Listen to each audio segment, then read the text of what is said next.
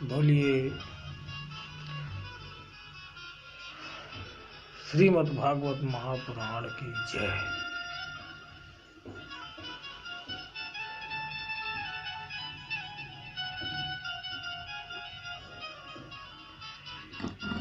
कृष्णाय वासुदेवाय हरे परमात्मने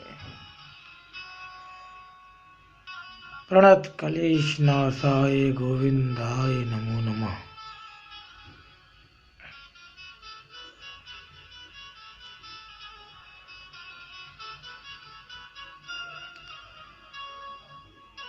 समय का अभाव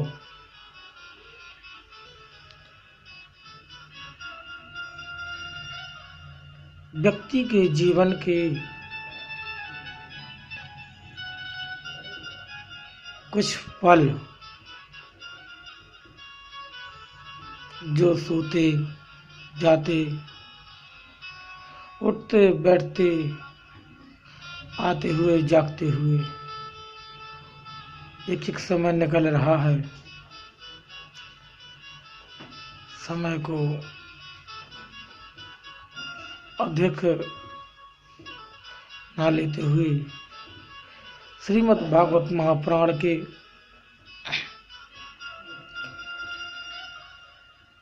द्वितीय स्कंद में प्रवेश करने से पहले श्री बालकृष्ण लाल के चरणों में बारंबार प्रणाम।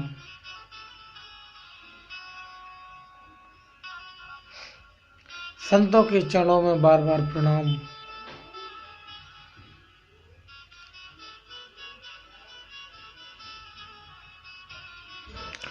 बोलिए श्रीमद् भागवत महापुराण की जय।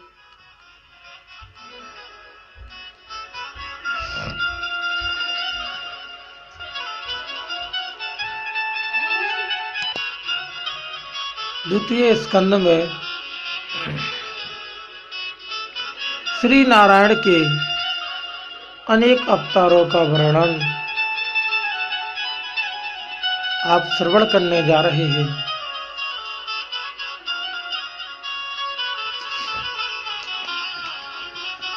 द्वितीय स्कंद के प्रथम अध्याय में आप कथा श्रवण करेंगे। प्रभु के विराट रूप का वर्णन करके राजा परीक्षित को सुखदेव जी द्वारा उपदेश।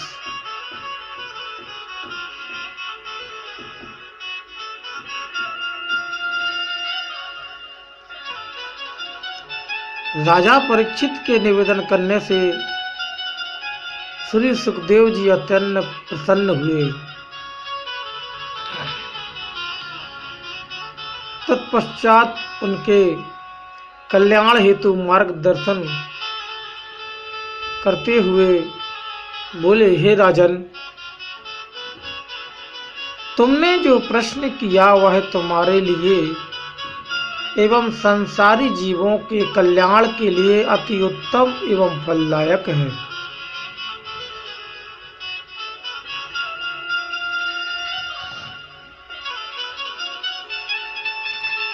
अन्यथा संसारी मनुष्य सदा घरेलू कार्यों में फंसा रहता है।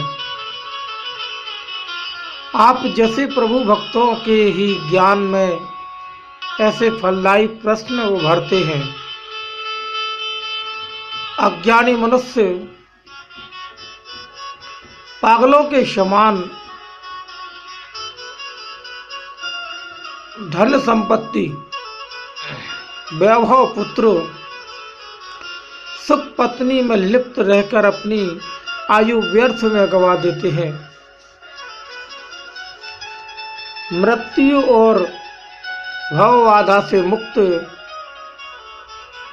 प्रदान करने वाले संपूर्ण जगत में सर्वशक्तिमान समस्त वेदों के ज्ञाता एवं जिनकी जिह्वा से वेद और शास्त्रों की उत्पत्ति हुई एकमात्र प्रभु लीला करने वाले श्री कृष्ण जी हैं।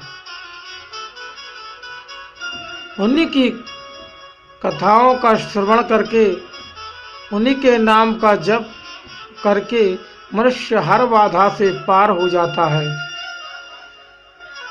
हे धर्म पालक, अत्यंत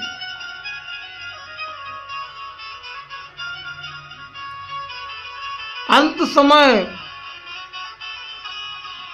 तक उन्हीं के नाम का स्मरण करना चाहिए।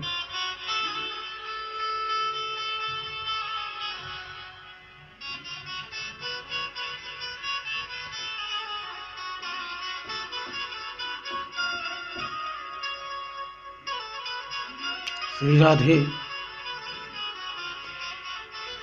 राधे राधे बोलना ही पड़ेगा,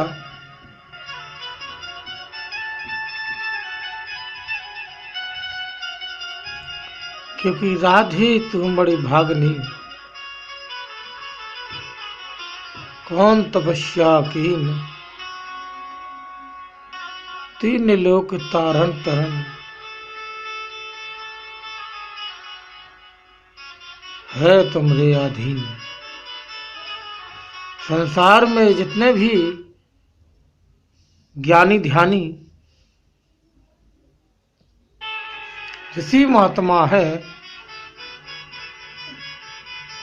जिन्हें प्रभु के निर्गुण स्वरूप का ज्ञान हो गया है, वो जो हर किसी संसारी माया से विरक्त पा चुके हैं और आठों प्रहर प्रभु की भक्ति में लीन रहते हैं, मैं उन्हीं भक्त वत्सल की कथा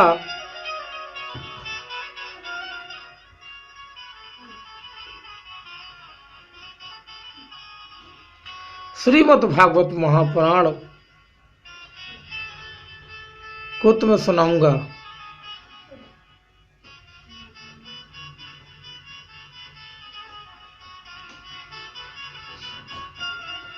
जो समस्त वेद शास्त्र एवं उपनिषदों का मूल है। मैंने इस महापुराण का सांगोपान अध्ययन किया है। तुम उन्हीं श्री कृष्ण जी के परम भक्त हो राजन, इसलिए मैं उनकी अमृतमयी कथा का पान तुम्हें अवश्य कराऊंगा। उस कथा को प्राप्त कर लेने के पश्चात फिर किसी वस्तु की आवश्यकता नहीं रह जाती। ज्ञानी मुनियों को भी भागवत नाम के कीर्तन से प्रेम करना चाहिए।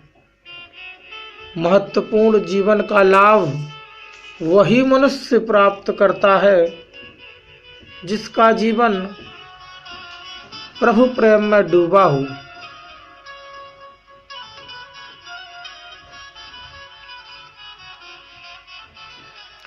अज्ञानता में प्राणी अपना जीवन व्यर्थ गवा देता है। हे राजा परीक्षित, राजा शटवांग ने मात्र 2 पल के लिए प्रभु का ध्यान एवं कीर्तन किया था, जिसके फलस्वरूप उन्हें मोक्ष की प्राप्ति हुई। जबकि तुम्हारे सम्मुख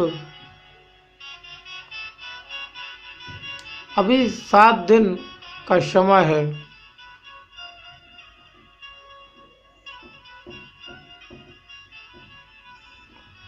तो अपने कल्याण के लिए सब कुछ कर सकते हो, अतः तुम्हें व्याकुल होना नहीं चाहिए। व्याकुलता को त्याग कर प्रभु के नाम का स्मरण करो और मन में ओम 3 मात्राओं वाले महामंत्र का जाप करो। संसारी मनुष्यों को भी अपने इंद्रियों को वश में करके ओम प्रणों का जाप करने से मुक्ति मिलेगी। यदि भी जाप करते समय मन चंचल होगा, जिसे अपने आत्मिक बल से स्थिर करें और प्रभु के अनेक रूपों में से एक रूप का ध्यान करें। यदि चंचलता कम नहीं होती तो उनके किसी एक अंग का ध्यान करें और फिर धीरे धीरे उनके संपूर्ण स्वरूप को अपने मन रूपी महल में उतार लें। तब भगवान की अलौकिक छवि का जो आनंद प्राप्त होता है उसे जिह्वा द्वारा बता पाना कठिन है।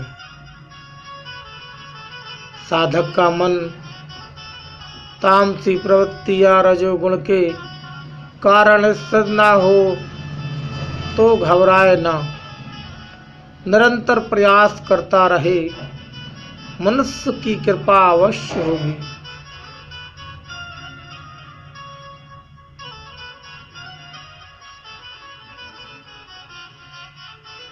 प्रभु की कृपा ऐसे जीवधारी मनुष्य पर अवश्य होगी और उनकी भक्ति प्राप्त होगी। जब राजा परीक्षित बोले, हे ज्ञानी महात्मा,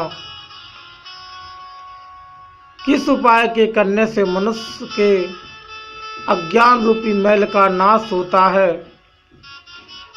राजा के कथन को सुनकर श्री सुखदेव जी बोले, हे राजन, तन को अपने वश में करने के लिए योग साधना अति आवश्यक है, जिसके लिए आसन की विधि बताई गई है। प्राणायाम समस्त मानसिक कामनाओं पर नियंत्रण करने वाला आसन है। मन को ज्ञान बल द्वारा इस प्रकार समेट लेना चाहिए जिस प्रकार किसी के स्पर्श का आभास करके कछुआ अपने पैरों को समेट लेता है। इसके पश्चात साधक को प्रभु के विराट स्वरूप का चिंतन करना चाहिए।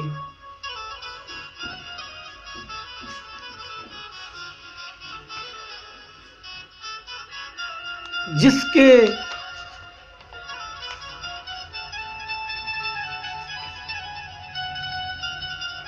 तेज और प्रताप से महलोक मुख को जनलोक एवं मस्तक को तपलोक तथा सिर को ब्रह्मांड यथार्थ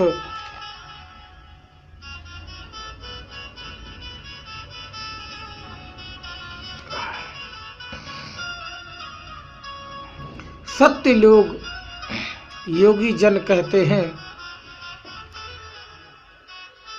उनकी शोभायमान भुजाओं को देवता, कान को दिशाएं और नासिका यानी नाक को अश्वनी कुमार मानते हैं। अंतरिक्ष नेत्र हैं, आंखें सूर्य और पलकें दिन एवं रात्रि हैं। अग्नि मुख है, तालु जिब्या रस और जल है।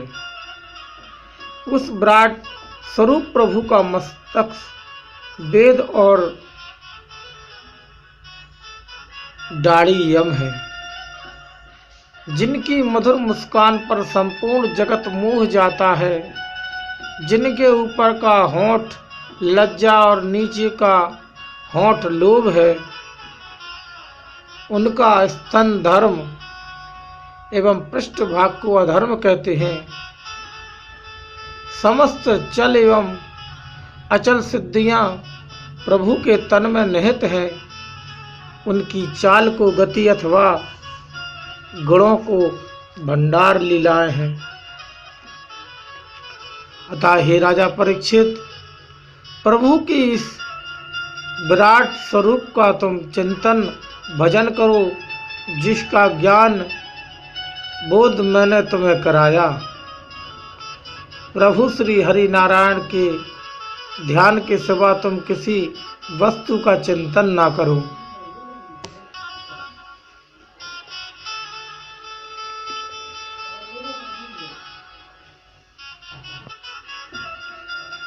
बोले भागवत महापुराण की जय, सुखदेव जी महाराज की जय। एक बात का हमेशा ध्यान रखें,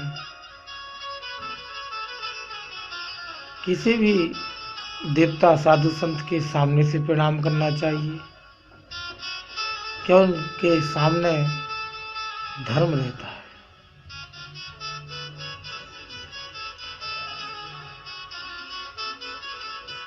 जिस प्रकार राजा परीक्षित को सुखदेव जी महाराज सुना रहे हैं,